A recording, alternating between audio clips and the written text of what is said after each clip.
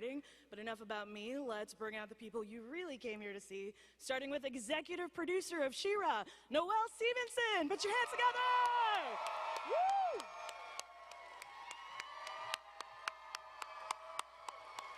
Up next, we have the voice of Adora and She-Ra, Aimee Carrero.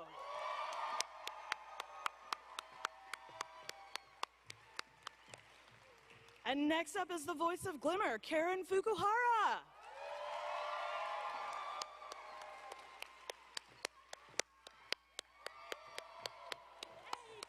And last but not least, Marcus Scribner as the voice of Bo.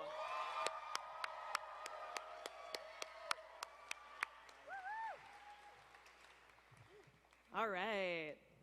Why don't we kick this off with Noelle? For those in the audience that aren't familiar with SYFY, why don't you tell us a little bit about the story and how the series came together? Yeah, absolutely. SYFY is the story of a girl who's raised, she thinks she's an orphan as far as she knows, and she's raised by this evil authoritarian army, and she's raised to be like a soldier of evil, not that she knows that. So at some point, she realizes that she's on the wrong side, and around that same time, she finds this magical sword. And lifting this magical sword and saying the magic words transforms her into a super-powered warrior goddess named She-Ra.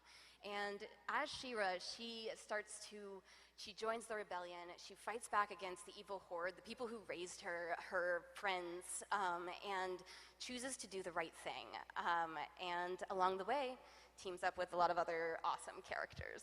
Awesome. And Noelle, I'm sure everyone in this room knows you from Tumblr and has been following you for a long time. But why don't you tell us about how you were brought on board to the series? Like, what's your journey been from famous Tumblr fan to showrunner? Wow. I could have never in a million years imagined that I'd be here like this. This is, it's blowing my mind. I started as a fan artist, actually, on Tumblr. I drew a lot of Avengers, a lot of Lord of the Rings. I did the Broship of the Ring. After that, I started to write and draw my own comics. So I wrote and drew a graphic novel called Nimona. I like you guys. I'm one of the co-creators of Lumberjanes. Yeah! And so that led me into animation writing. I started on Disney's Wander Over Yonder as a staff writer, and that led me into the world of animation. And when I heard that DreamWorks was looking for someone to pitch She-Ra, I jumped at the chance. I was so excited about the property, and it is such an amazing and unique property to be able to work with. So that's in short how I came here. Lovely. And were the rest of you guys familiar with the show when you auditioned? That'd be a hard no. Me as well. Same. I think, I think that we just missed the original. We were like, we're not old enough to enjoy. But when I got the, What are we gonna do about that? uh-oh. No. When I got the email with the appointment, I read it out loud and I said, She-Ra, what's that? And my husband was like, oh my God, you don't know She-Ra? And I was like, well, I have to audition for this now.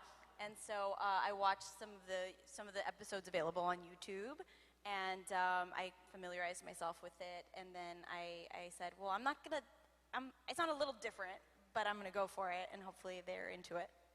Nice. And why don't you guys introduce your characters for us? Tell us a little bit about who you're playing. You want to go first? Oh, okay. I play a character named Glimmer. She is the... Thank you. Thank you, guys. She is the princess of Bright Moon. She's fiercely stubborn and passionate about leading the rebellion, fighting off the Horde with her best friend Bo, and later on Adora. I love playing her because I get to tap into, her girly side, which I don't really get to do on screen a lot of the time. I guess that's my cue. I play Bo on She-Ra. Yeah, that way. But Bo is he's actually the rebellion's tech master, so he's a nerd, but he's a super dope, awesome, cool nerd, just like many of you guys, I'm sure, and me as well. So He's a super strong, motivated character who's really all about friendship and supporting the rest of the rebellion and the Princesses of Power, alongside with his homies Glimmer and She-Ra. They really do a good job of trying to bring down the Horde. So he's a dope character. Nice. I really spend most of my time playing Adora, who transforms into She-Ra, and that's sort of like her just super superhero, super. That's great. I'm doing fine. Sasha Fierce. Her Sasha Fierce. But what I love about Adora is that she's so imperfect, and that's really fun to play because I've said this so many times today, so bear with me if you've already heard this, but I find it to be a story of redemption. You know, what happens when you realize that maybe you haven't been doing the right thing. And how do you make up for it? How do you move forward? How do you build relationships with new people, but also have to say goodbye to people that aren't helping, like Catra? And that's a really complicated, beautiful relationship that I hope you guys will enjoy. And so these are not the only princesses in the show. Noelle, would you like to tell us a little bit about some of the others? I believe we have some key art to show you guys. Ooh. Fancy. Look at them. Aren't they so cute? Yes, they are. So here we have, as usual, this show is about, very true to the original. It's about the dark and the light in all of us, but it's good versus evil, and on this poster we see the side of good and the side of evil. So we've got Adora, we've got Bo and Glimmer. Over here we have Catra. Catra is, she's Adora's former best friend. They grew up incredibly close, and when Adora left the Horde, Catra was devastated. And so that's a relationship that is really core to the show. And they never stop being important to each other, even when they end up on opposite sides of the war. We also have some of the other princesses. We have Entrapta, who's the techie geek princess. She loves robots more than anything. We've got Scorpia, who's the strongest, and she's a friendly. She's on the side of evil, but she's so friendly, and she loves.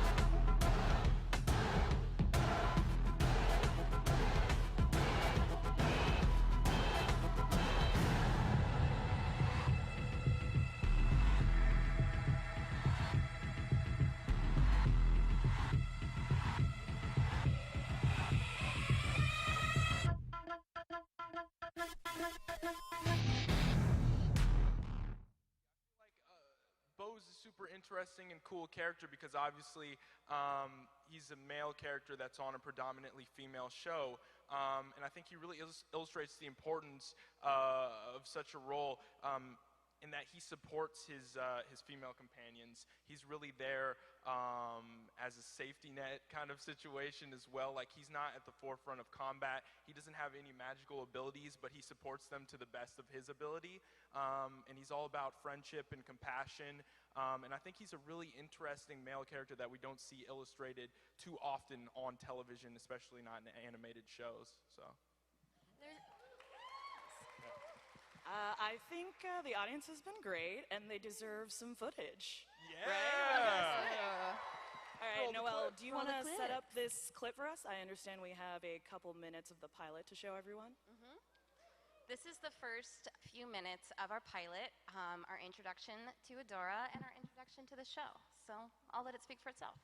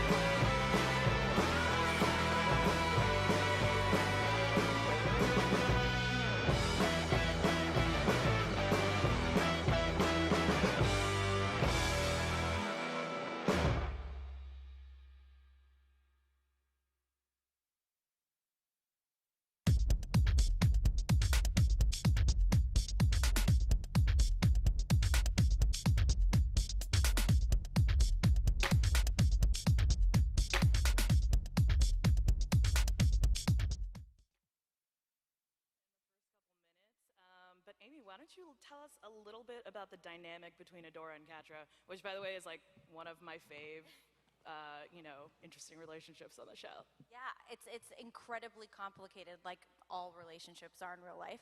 But I think Noelle and our writing staff does such a good job of playing the nuance of that relationship, because I think everybody here can probably relate to having a loved one, a friend, someone like a sister or brother or whatever, who means so much to you, but they're kind of just not doing the right thing, and it sometimes comes down to like, am I gonna sit here and watch you do something terrible and bring me along with you, or am I gonna stand up for what's right, and maybe that means leaving you behind and hoping that one day you'll come back and I'll welcome you back with open arms. So I think that's an arc that spans, the entire show, I think. Yeah, it's one of the core relationships of the show. Is again, it's the light and the dark, and two people who grew up together and are very similar in certain ways. And then the moment when someone grows a little bit farther than the other, and there's bitterness, there's betrayal. It's really tragic in a lot of ways because they still really care about each other. We've played some really heartbreaking scenes too, which. AJ Michalka, who plays Catra, will be like sobbing in front of each other, and then we'll look over at Noelle and Mary, our voice director, and they'll just be like, I know, really clutching our hearts. Yeah, because I like push the button. I'm like, could you cry more this time? Like. So that is one of the main relationships on the show, but the other one is Glimmer and Beau. Karen, Marcus, do you want to give us a little scoop on their friendship? Yeah, Beau and Glimmer have the most fun friendship going on.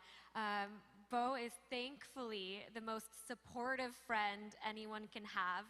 You know, Glimmer has her moments, and she thinks she's doing the right thing, but sometimes she's not, as everyone in life does.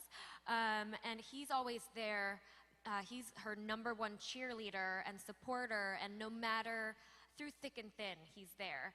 And I think that's a great takeaway from the show, because, you know, it's always nice to have those unconditional friendships, like Aimee's character is going through in the show.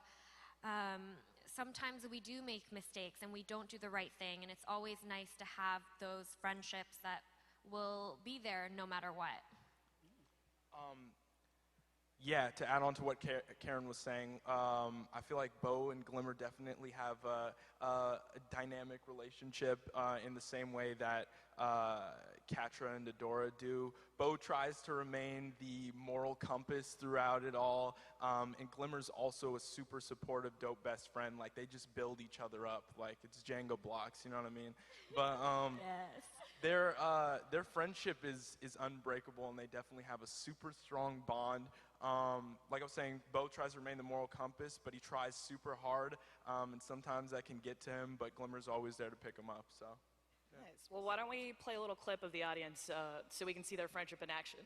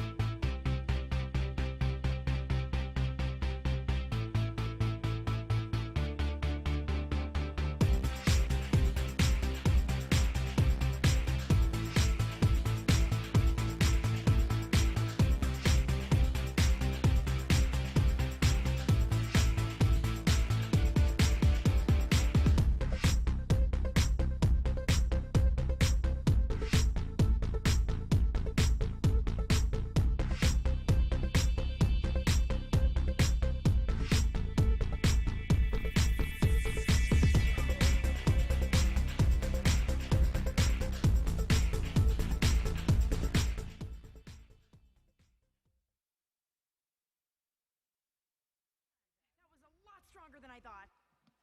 Oh. That line reading Whoa. kills me every time, Marcus. Like, when I saw the pilot while I was prepping for this panel, I was like, oh, God. I'm not a princess either. It's okay, Bo. Don't worry. You can be. Exactly. The whole point of She-Ra. So Glimmer and Bo sort of become essential to opening Adora's eyes in terms of, you know, the evil effects of the Horde. How did they meet, and how did they bring her around to this? Because obviously they're on opposite sides of a war. Yeah, Adora she's very, as soon as she sees the sword, she knows she has to go back for it. So she goes into rebel-controlled territory in order to get the sword. And that's where she runs into Bo and Glimmer. And they're on opposite sides, and they see each other, and they all just start screaming. And they fight for the sword, and Adora ends up captured by Bo and Glimmer. So she's their prisoner, and that's really her. She starts to see the world through their eyes. Glimmer's, you know, she's very upset because the Horde has been taking everything from them. Glimmer's family has been torn apart by the Horde, and so she takes it very personally. She does not like Adora at all. She does not trust her. But Bo, he sort of thinks he can become friends with anybody if he tries hard enough. And so he is sort of more gentle towards Adora. He tries to open her eyes, and they show her the world as they see it. And Adora, like, she starts to see. She's never really been outside the Fright Zone. She's always been raised to do this one thing, and suddenly she starts questioning all of that. And that's her arc through the first few episodes. It's just, what is real? What that's been told me is a lie, and what's true? Topical. Come over to the good side. Yeah. So once Adora begins to, learn about her new identity as She-Ra, how does this affect her outlook on the Horde? Which, obviously they have evil in front of Horde, so maybe that should have been a clue. But she was also raised by these people since she was a little girl. Yeah, it's really hard for her to turn her back on the people that she loves. But there's also no choice in her mind, because as soon as she knows what the right thing to do is, that's what she's gonna do. And that's something that Catra doesn't understand, because Catra is just like, we have a good thing going, why are you messing this up? And that's really the rift between them.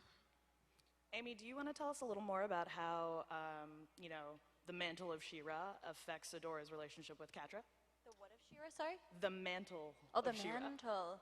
Well, what's interesting on a physical level, She-Ra is like this giant, she grows, which I wish, grows a few inches or more. She becomes like this statuesque soldier. So whereas before, Catra and her, it was definitely like 50-50, like who would win in a fight. When she is She-Ra, it's really no question who's going to win that fight. So there's that. And I think there's also a betrayal that Catra feels toward Adora. And she's like, there's so many episodes where she's like, what happened to you? Like, where's your sense of loyalty? Where's your sense of family? And I think for Adora, it just completely breaks her heart that she can't make her see. And she has to decide over and over again to leave her. It's not a one-time thing. Man, tragedy. Very sad, but there are some light moments. Sometimes we have jokes. I believe we have another clip to show you guys. Noelle, if you wouldn't mind setting the stage for the Thamor attack. This one doesn't have jokes. This is a little bit of the moment between Adora and Catra when they find themselves for the first time on opposite sides.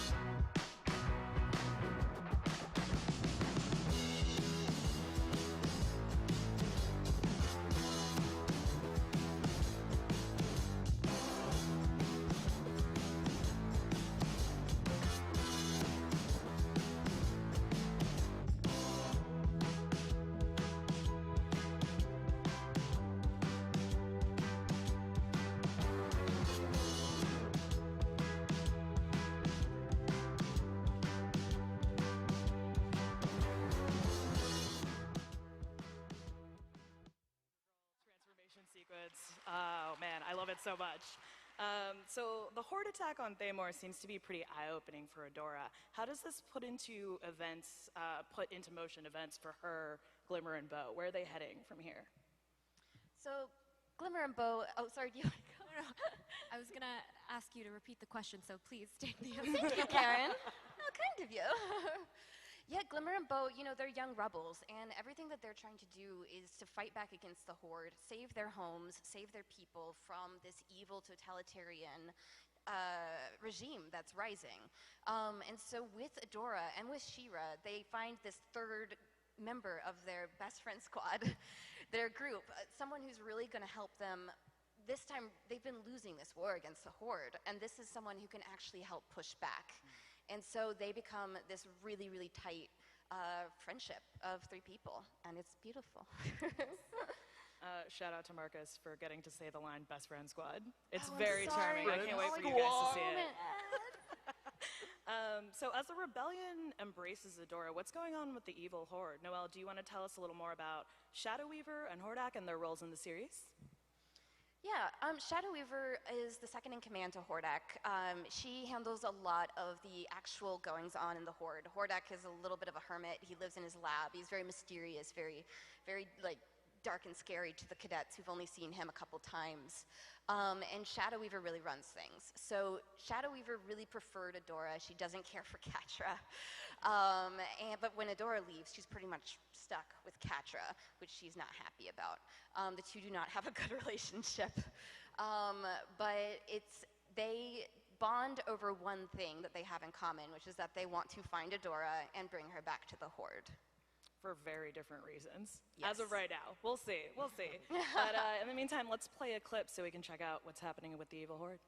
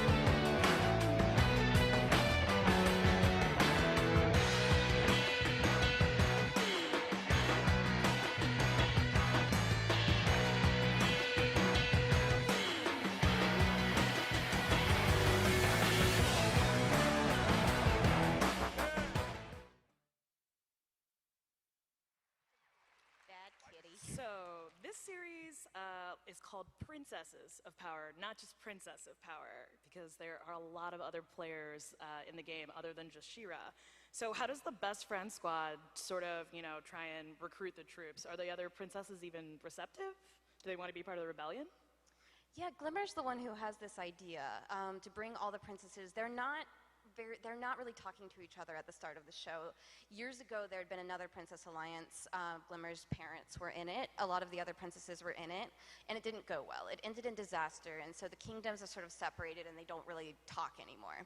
So Glimmer has an idea to try that again. She's going to go out, she's going to find the princesses, their children in a lot of cases, and recruit them into a new Princess Alliance. And so that's what a lot of the first season of the show is based around, them going out and forging these alliances and making these new friendships.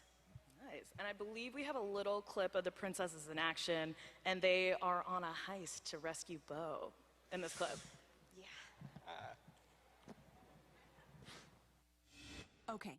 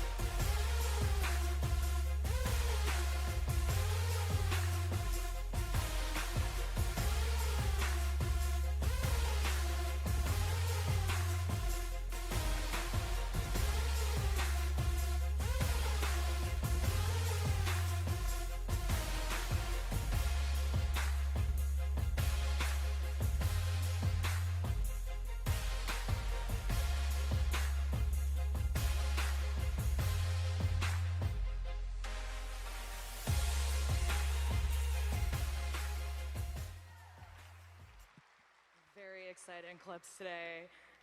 So now let's get into a little bit of the nitty-gritty of the show. Obviously, this is a very beloved nostalgia property. What did you guys bring from the old to make this new version?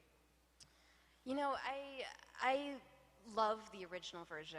From the first moment that I saw that kind of opening sequence and those characters lined up on that cliff with the rainbow overhead, I was in love, and I was like, this is made for me.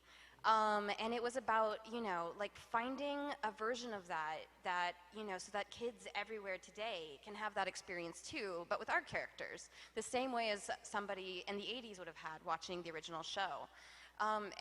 There's so many things in this show. If any of you are like hardcore fans of the original, you've probably already caught a lot of the Easter eggs that are in some of these clips, characters, places, names that we revisit and we incorporate them whenever we can. Almost every single character has their basis in a classic character. And so that's really fun for us to do, but we also try and deepen the lore. We try and take the characters to new heights and new depths and figure out what their motives are and what makes them tick and what we can do now on Netflix that maybe they couldn't do at the time because it was harder to do serialized animation. You never knew which episode was going to air when. So now that we can air all of our episodes at once on Netflix, it lets us be a lot more serialized and have continuity. So that's, you know, I am really excited. I think that people are really going to dig it. So what is new to the series that fans that, you know, are in love with the original She-Ra might not be expecting? I think it's pretty clear that, you know, we've taken some liberties. We wanted the characters to all look really distinct from each other and for their personalities to come out in their personal style, in their body shapes, to make sure that they all felt very, very different from each other. And so that was very important to us. It's also, you know, we are focusing on She-Ra this time around, which originally most of her stories were, it was started by her relationship to He-Man, but we are, for the first time, just really focusing on She-Ra, so that's very exciting. Yeah, and then, you know, we take some liberties, but, you know, we do it with love. Was there ever any discussion when you guys, I don't know, were like at the table read or the first production meeting where you were like, I don't know, are we taking this too far from what people are expecting, or were you just like, that's the whole point, so people are either going to like it or they're not? You have to take the original material and you have to take lessons from it, but also you can't be constrained by something that's been done before, because it's been done. The creators created it the way that they intended, they brought it to life in that way, and we can't repeat the same steps that they did. We have to make something that stands on its own. A lot of the kids coming to it, some of them might know the original, some of them might not. Some of them might watch the original because of our show. It's not something that you can assume, and it has to be different. Otherwise, you know, why are we doing this? Totally. And I actually think that, yes. I actually love the expansion of this world. I was very lucky and I got to see a couple episodes. And I am delighted to tell you that there's tons of world building in it, and it's just intrinsically one of those shows that you want to deep dive into, and I'm very glad that we're going to be able to binge all 13 episodes. But the addition of like all these other princesses, like Bella especially is one of my faves, and 90% of that is because she's like built for me personally to cosplay. So thank you for that, Noelle. But who are some of your favorite new characters to this, you know, this insane world that you guys are building? I think we can all agree, even from the trailer, Seahawk is dope. Am I right? He's one of Bo's idols, one of the only other male characters on the show. And so me and him together, that's another tag team duo. And I feel like it's just kind of cool because we get to incorporate so many people into the Princesses of Power, like over the course of the show, and you really get to see the journey and adventure and how we like start to all work together and realize that maybe our differences are our strengths. So it's pretty cool. You guys got to sing together too, right? Dropping. I wish we had a clip of that. We don't, but I'm very we sorry. don't, but I can give you a little taste. Yeah. Oh no. Not a singer, but I did sing, so. Oh, you did amazing. Yeah. I have some faves. The first one I'll talk about is Frosta, because she's a girl, like a little girl, but she's got the biggest personality out of everybody, and she is a ruler, and she's going to tell you what to do. so I really enjoy her character so much. And I really love Bo's dads. Am I not allowed to talk about that? Oh, well, now you know. Sorry. You heard it here first. Wow. Spoiler alert. I really like Entrapta. You guys saw in the clips, she's the, the tech nerd of the show. And I had the opportunity to work on a film with Christine Woods, who does the voice of this show, or of Entrapta. And it was a very serious film that we did, and it was so funny to hear her go from her serious voice to this, where she goes into her nasal part. It's just amazing what she does. And I mean, the character itself, she portrays someone that is a total nerd and totally loving it, which I think is so awesome. And so efficient. It is, yeah, we need her. Yeah, she's like, I'm gonna fix these cables before I go do my actual job. Like, it's so cool. I love Like, you do robots you, girl. so much. I think people are also going to get really excited for Scorpia. Shout out to my crew. Love those guys. Yeah, Scorpia she's on the side of evil, but again, she is an Heart of gold. incredibly loyal friend, and she's just really upbeat and positive. Like, she's a lot like Bo in a lot of ways. She's just very like, okay, this is a friendship adventure now, even though we're bad guys and we might be like razing a town to the ground. It's going to be done with friendship, and she's amazing. And so the behind-the-scenes creation of the show was a little different than what happens on most animated shows, because Marcus was telling me backstage that you guys actually got to record the episodes together, which is very unusual. Can you tell us a little bit about how it was like working in the studio with each other and what you think it brought out in the show? I think it's really cool and super fun to work together because, like you said, normally you're just in a booth listening to Karen, who may have recorded it in Toronto or where, you know what I mean, wherever anybody is. And it's great too, but there's something about being able to look at each other's eyes and play off of each other's attitudes, and I don't know, it just seems like not work too when you do it with other people. And as an actor too, I really appreciate our process because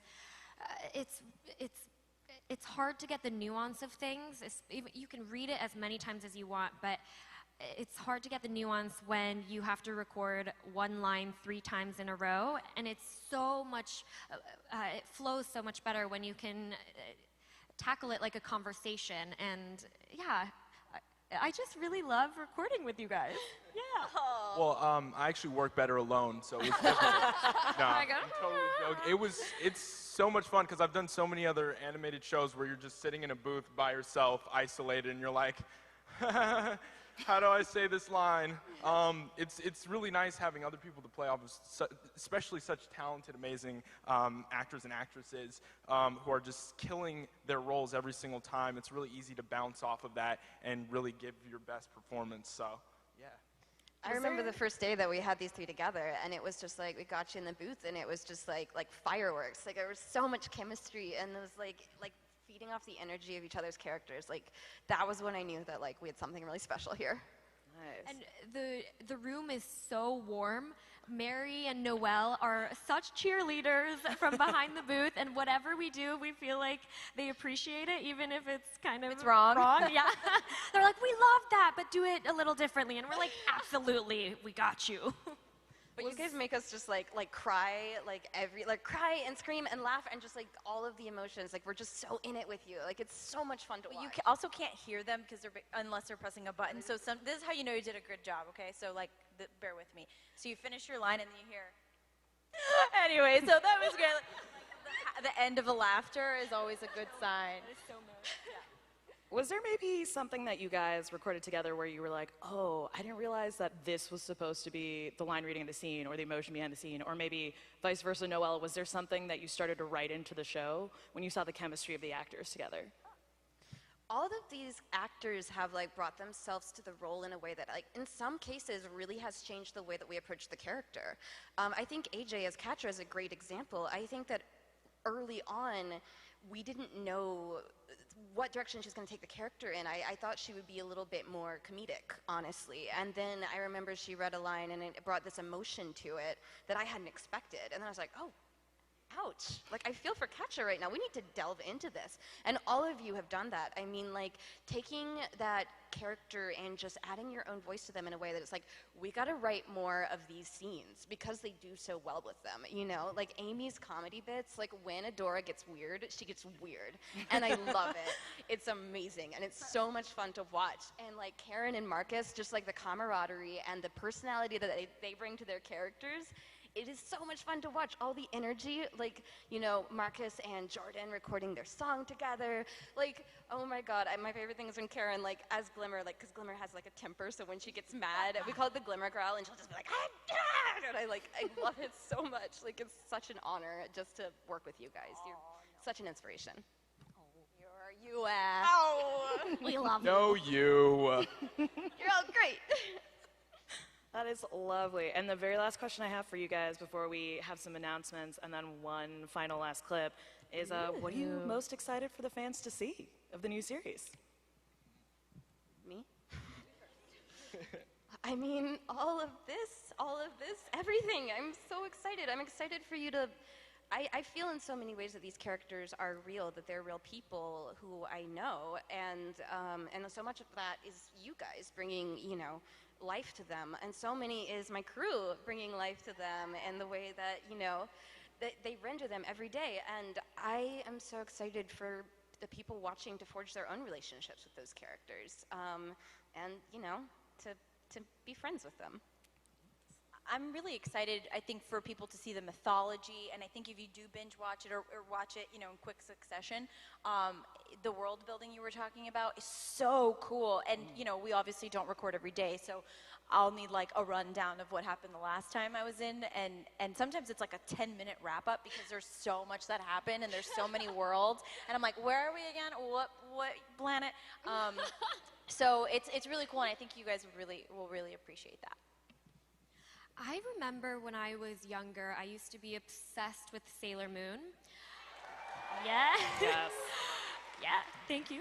I love it. I love the show. And yeah, no, and I was dressing up as Sailor Moon, and I was obsessed with the show, and I'm just excited to see younger girls grow with the show and to grow a relationship with one of their favorite characters, and then maybe even see them cosplay it one day.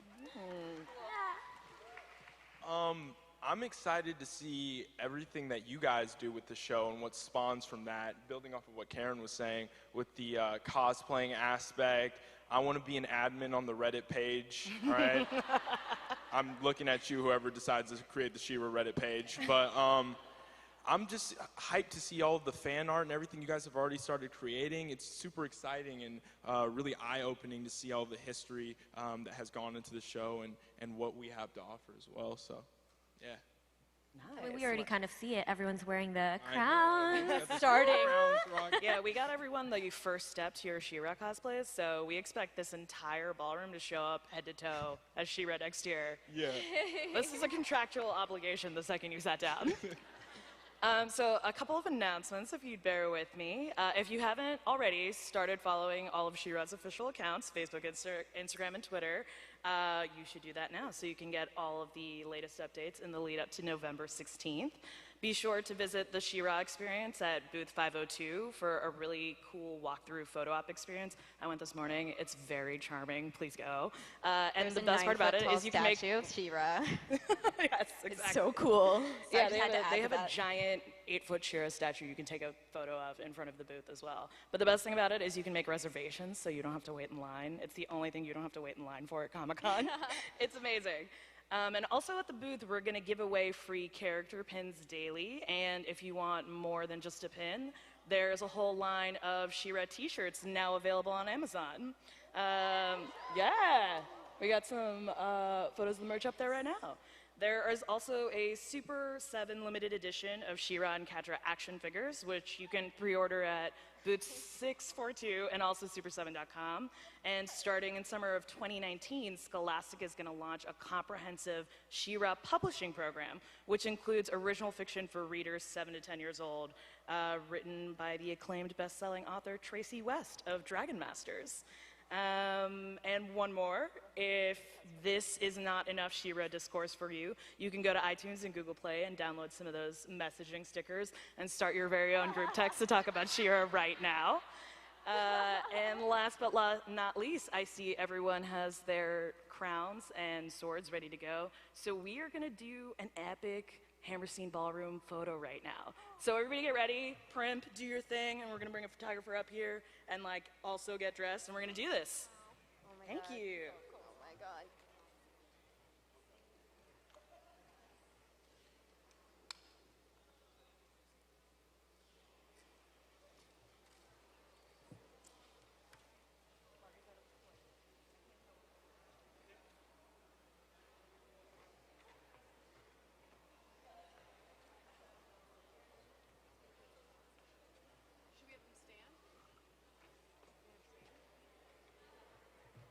Everybody stand up.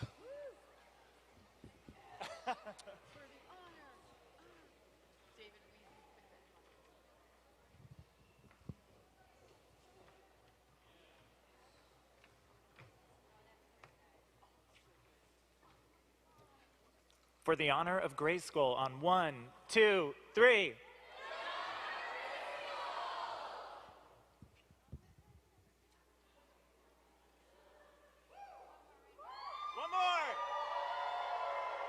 Hi, I'm Jackie Jennings with SYFY WIRE. If you can't get enough of New York Comic Con, go ahead and subscribe to our YouTube channel for news, interviews, cosplay, and so much more. What are you waiting for?